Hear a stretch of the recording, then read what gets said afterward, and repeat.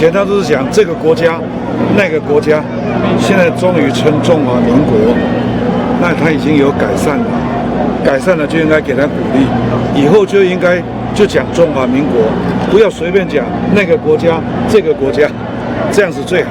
总统打几分啊？我打几分？哎呀，总算及格了吧？及格了啦。哦，那我们想问一下，那个主席，你听说要争取不分区，是第1名还是12名？不，我老实讲哦，我还没有考虑，但是绝对不会排第1名，这一点可以放心。常委建议12名，中常委建议12名，是说这届席次再往后。多少名那个见仁见智啊。老实讲哦，我们全心努力，我也不一定去选。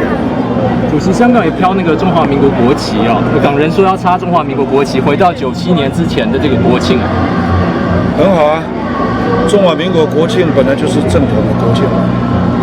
我们缔造中华民国是孙中山先生，我们的国父，也是总理，他推翻满清，所以才能创造中华民国。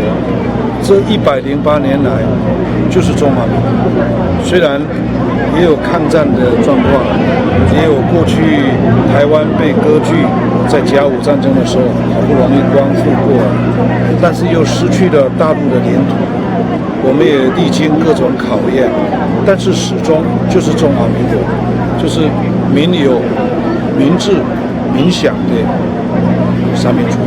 今天李嘉芬也有来，会不会希望那个马总统跟韩国瑜那个关系可以好一点？哎呀，这个本来是李嘉芬女士，本来就是我们韩国瑜总统候选人的夫人，那应该的。你会当中华吗？中华民国不是谁的专利，台湾也不是谁可以独占。中华民国台湾6个字，绝对不是蓝色，也不会是绿色，这就是整个社会最大的共识。来宾请起立。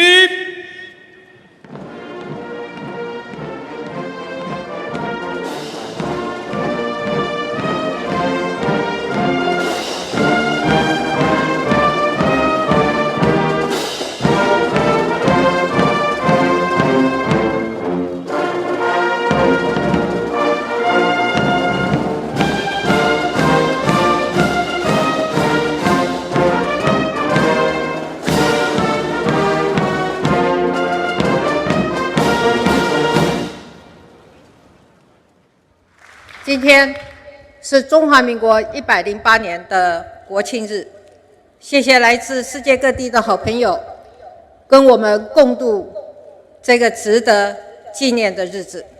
也是在国庆日，我和大家说，台湾正处在变局当中，世界贸易的局势的变动，国际政治情势的变化，都让未来充满了挑战。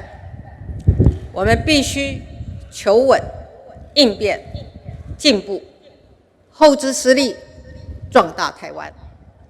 转眼又过了1年，世界依然快速变化，甚至更加的剧烈。美中贸易战的持续进行，距离我们不远的香港，因为一国两制的失败，正处于失序的边缘。尽管如此，中国依然以一国两制台湾方案不断地威胁我们，并且采取各种文攻武吓、强烈挑战的区域的稳定以及和平。各位国人同胞，当自由民主受到挑战，当中华民国的生存发展受到威胁，我们就必须站出来捍卫，拒绝一国两制。是2300万台湾人民不分党派、不分立场、彼此间最大的共识。